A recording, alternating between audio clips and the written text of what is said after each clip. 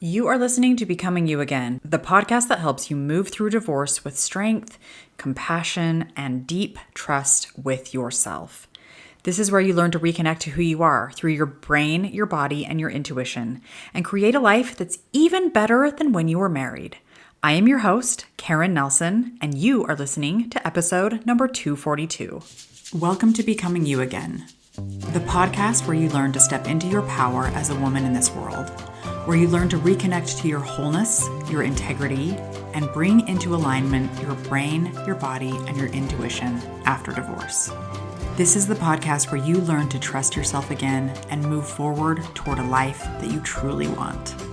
You are listening to Becoming You Again, and I am your host, Karen Nelson. Welcome back to the podcast, my lovely, lovely ladies. I am so glad that you're here.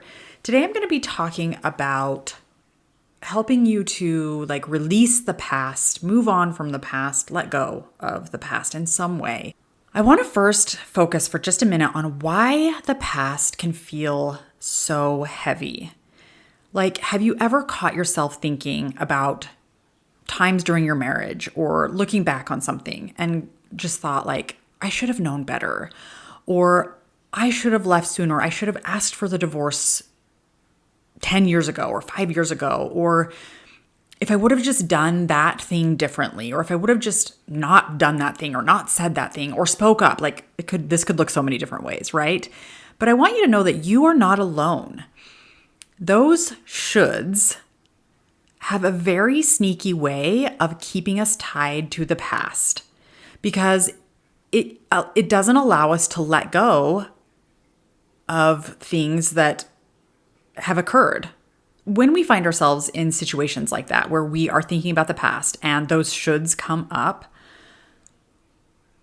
our brain thinks it's really being helpful by just replaying all of the things that you should have done, you wish you would have done, you could have done, because our brain thinks that when we recount those things, we may be able to somehow prevent pain from actually happening in the future. But all those stories are doing is keeping us stuck and spinning in things that we cannot change, because we cannot change the past. We cannot change how we showed up 2 minutes ago, 5 years ago, 10 years ago. We cannot change how we showed up in the past. So when you've gone through a divorce and this shows up as reliving your past relationship, or re-examining conversations that you've had, or arguments that you had, or re-questioning choices that you made. Maybe you replay the moment that you decided to file, or maybe you replay an argument that you had that kind of led to you questioning, should I stay in this marriage? Or maybe you replay one time when you said something to your kid about your ex and it led to kind of a fractured way of being in that relationship. And then you start to question yourself and you start to tell yourself things like, if I had just done it differently, said it differently, if I would have just listened or been stronger or got out sooner or left earlier or done this differently, or all of those shoulda, woulda, couldas, all of that energy that your brain is trying to rewrite your history with is not helpful to you. All it is doing is keeping you in a cycle of shame, guilt, and self-blame. We cannot, I want to reiterate this, we cannot change what has already happened, and believing that it's possible that we can keeps you stuck in that cycle. So let's talk for a minute about what it looks like to let go, because I think very often we have this idea in our head that letting go is going to be this very big, cinematic release. And then everything is going to be different and change in that one moment of time. We have one really good cry or one perfect meditation event, or we journal one night before bed and we just write down all of the perfect things and we take all the thoughts out of our brain and we put them down on paper. And then we're finally going to be free of this thing that has been spinning in our head. And then we can just be done and move on. Amazing. But the reality is, like, that would be awesome if it was like that. Life would be much easier if we could do that, right? If we could just like very easily let go of things that have been like harping on our brain. And I think sometimes that's possible. Sometimes it truly is possible. But I think for most of us, the reality is letting go, it's not a one and done. It's a practice. It's a skill that you build, like when you are working a muscle, like when you're working out at the gym and you are building up your muscle mass. Sometimes it is slow and quiet. Sometimes it's messy and like cyclical, and we repeat old patterns. Sometimes it comes in waves like grief does. It'll hit you and then it will like kind of recede. It will wax and wane. Like you finally think that you've released something, and then bam, like a memory will pop up, a photo or a text from your ex, a co-parenting moment, something like that will bring it all back again. And when these things happen, I want you to remember, it does not mean that you failed. It does not mean that you haven't moved on. It doesn't mean that you haven't learned. It doesn't mean that you haven't progressed or evolved. It doesn't even mean that you haven't been able to let go of things from the past. All it means is that your nervous system is being reminded of an old wound. And I really want to like emphasize this. The work that you're doing on yourself and on the healing that you are going through as you work to heal from your divorce and as you work to heal these old wounds, it's not so that you can get rid of your past or forget the things that have happened or like change any of that. The work is to just become aware of what's actually going on, meet yourself with compassion and kindness, and then use the tools that you are learning to help you stay connected to what is happening in the here and now. And then support yourself through what you're going through. That's what the work is for. It's not so that you like never feel negative emotion. It's not so that you don't, experience hard moments or feel like, oh, I thought that I had let that go and I didn't actually. Like, we just learn to accept that of ourselves because we're not perfect beings. And that isn't a problem. It's not a problem to not be perfect. It actually just means that you're like a regular human being. And when you can step into and accept those parts of you that aren't perfect, that is like building a connection to you that is the most authentic thing that you can ever do, is accepting all parts of you as you. So here's one of my favorite practices that I teach my clients when it comes to being able to release yourself from the past mistakes, from the past struggles, from the past challenges that you find may be holding you back. I want you to think of a situation. Maybe it's a situation that you keep replaying in your head, and I want you to write it out on a piece of paper. And then I want you to go through and evaluate things from an objectively true standpoint versus a subjective emotional standpoint. So the facts versus everything else, the story, right? The facts are things that are truly objective. They cannot be questioned. Like I received a text from my ex at 12 noon and it said, da da da da da. Those would be the facts. The text came in at 12 noon and it said, in quotes, what was said in the text. Like, those are facts. They cannot be questioned. But the things that are like, and it made me mad and I felt like yelling and I was super pissed off the rest of the day and I hate my ex every time he texts me. I feel anxious and it is so annoying when I see his text messages because then I just like can't let it go. That's all story. Yes, you might be feeling those things, but they are not objective facts because somebody else could get that text and not feel any of those things. They are subjective, okay? That's your story around what the text is doing to you. I'm not questioning how you're feeling, all right? Those are objectively true to you. However, the story that you are spinning about in your head about the text is the subjective thing that's happening here. So I want you to just get really good at becoming aware of the difference between the two. Where are the objective facts and what's the story? What's the emotional part that is happening for you? This isn't about shaming yourself over your story. We all have stories. We all do. We truly all do. But I want you to see the difference between the actual objective facts and what your brain is making up based off of your experiences, your past traumas, your beliefs, the way you've been conditioned, based off of so many different things, all right? One of the most common things I hear from women after divorce is, I don't even know who I am anymore. And I totally get it because I have been there too. After years of putting everyone else first, I felt completely lost. I didn't know what I liked. I didn't know what I wanted. I didn't know what my dreams were. I didn't even really recognize who I was. And that is why I created my new guide, 115 Ways to Get to Know You. This is the exact formula that I used to get to know myself in a way that I hadn't in years. It's a playful, supportive roadmap that helped me reconnect to myself through simple, doable ideas. And because I want you to feel confident as you rediscover you, I've also included 2 powerful bonuses, the 5 confidence-building morning habits and self-confidence go-to thoughts. You get all of this and so much more for just $7 because you deserve to know yourself again.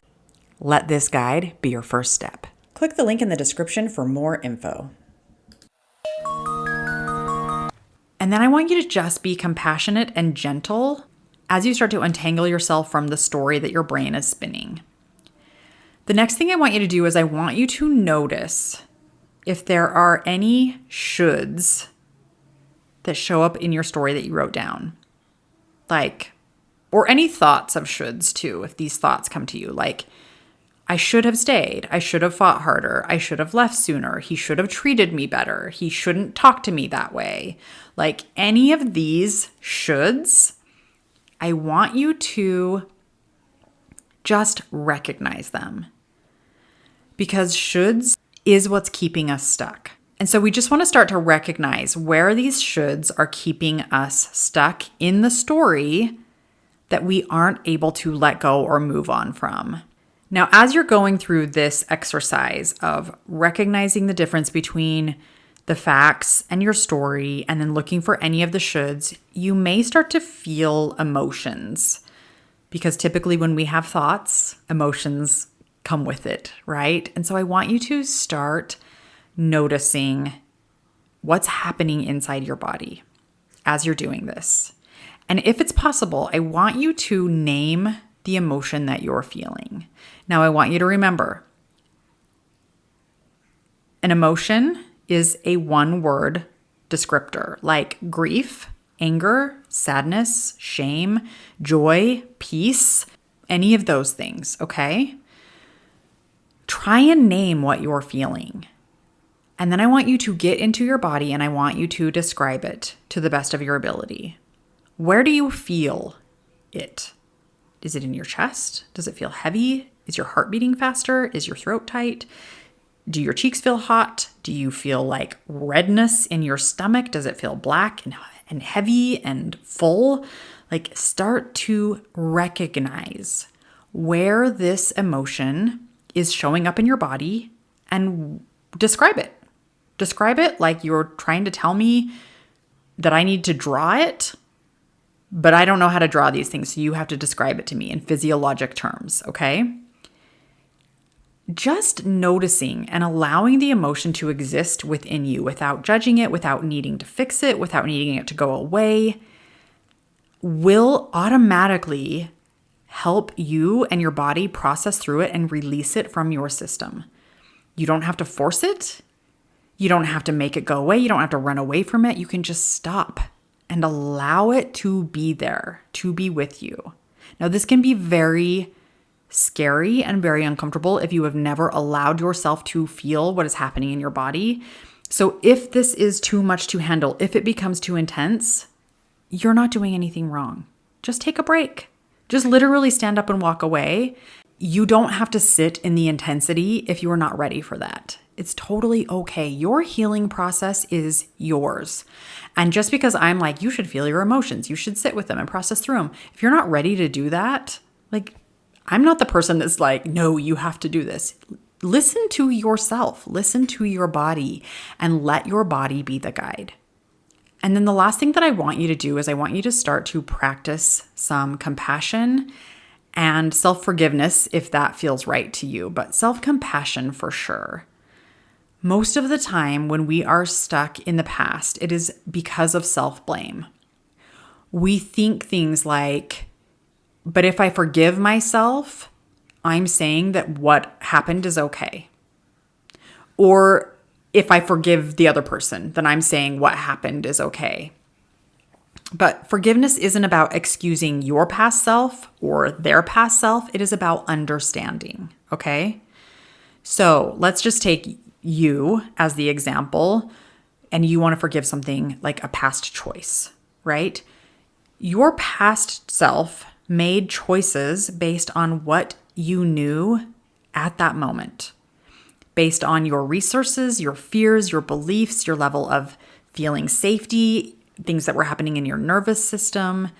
Like, you had a good reason for doing the things that you did, for staying as long as you did, for not speaking up, for whatever it is that you are holding against yourself and thinking that you are not good enough in some way, or that you deserve this, or whatever might be happening for you. We're not going to do that because you had a good reason for doing it. Whether or not you knew it at the time, it doesn't matter. Right now, we are looking back to see it so that we can heal. So can you offer yourself some compassion instead of judgment? What would it look like if you were able to thank that part of you, that previous version of you, for surviving through something that she didn't quite know how to handle? What would that look like? And can you be willing to do that? That is what self-forgiveness looks like. That is what self-compassion sounds like. It's acceptance that the past happened exactly the way it happened, and then learning to let go of needing to argue with the reality of what is, so that you can start to build a new reality for yourself starting right now in the present moment. Byron Katie has a quote that I really like, and she said, "When you argue with reality, you lose, but only 100% of the time." And she's so right. Like, when we argue with what already happened in the past and we get mad at ourselves for doing those things, or for experiencing it in the way that we experienced it, we're trying to change something that is literally impossible to change. But if we can stop arguing with that, if we can just accept what was and let go of needing it to change, that's when we can start to heal. That's when we can start to build off of what it is that we truly want to create moving forward. So beginning the process of letting go can look a lot of different ways. It can be those steps that I just gave you, but if you're not ready to do that yet, here are some ways that you can integrate releasing and learning to let go in different moments, just like in your everyday life. Movement is a really good way of starting the process of letting go. Like, sweat it out, exercise, walk, dance, move your body in a physical way that can help to process through any of these emotions that you feel might be coming up because of what has happened in your past. Maybe start to journal some things out on paper. And you can start with prompts like, today I am letting go of, or today I am inviting in the idea of letting go of. You can try some breath work. Box breathing is one of my favorites, and I think it's a really good one to start with because it's really easy. So you can try that. You can try playing more, like literally being silly. Dancing, singing, laughing, juggling is one of my favorites. I taught myself how to juggle because it's just such a fun way to like let go, to just be silly. So try some ways of being silly in ways that you typically aren't. I think this is a very underrated way to regulate your nervous system and move through energy that may help you to let things go. And then, of course, somatic practices, I think, always has the ability to bring you back to the present moment and really show up with compassion in what's happening in your body and being able to see, okay, where can I let go of things in the past that are holding me back? Now, you don't need to do all of those things. Pick one or two, pick some of the steps that I gave you earlier in this podcast. We're not going to force letting go. Just start to create space where your body feels safe enough to release a little bit at a time. I want you to remember that letting go doesn't mean you're forgetting. You're not you don't have to pretend like it didn't hurt or things didn't happen to you or you didn't experience things in the past. You are not the woman who stayed too long. You are not the woman who can't make decisions. You are not the woman who doesn't know who she is. You are learning to trust yourself. You are learning to understand yourself again. You are the woman who is being brave enough to make decisions to move into a life that you are choosing. You are becoming the woman who is authentic to herself. Okay? So let's start using some of those reframes and those definitions and do our best to let go of the past ones that have kept us stuck. All right, my friends, you've got this. I truly believe that you deserve any kind of life that you want, and it can happen one compassionate thought, release, letting go at a time. Thank you so much for being here. As always, I love you. I truly believe that you are amazing and you deserve to have the life that you want. I will be back next week.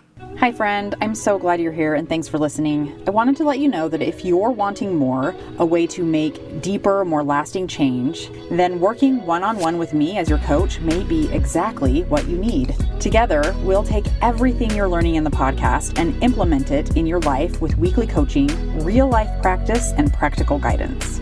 To learn more about how to work with me one-on-one, go to KarenNelsonCoaching.com. That's www.KarenNelsonCoaching.com. Thanks for listening. If this podcast agreed with you in any way, please take a minute to follow and give me a rating wherever you listen to podcasts. And for more details about how I can help you live an even better life than when you were married, make sure and check out the full show notes by clicking the link in the description.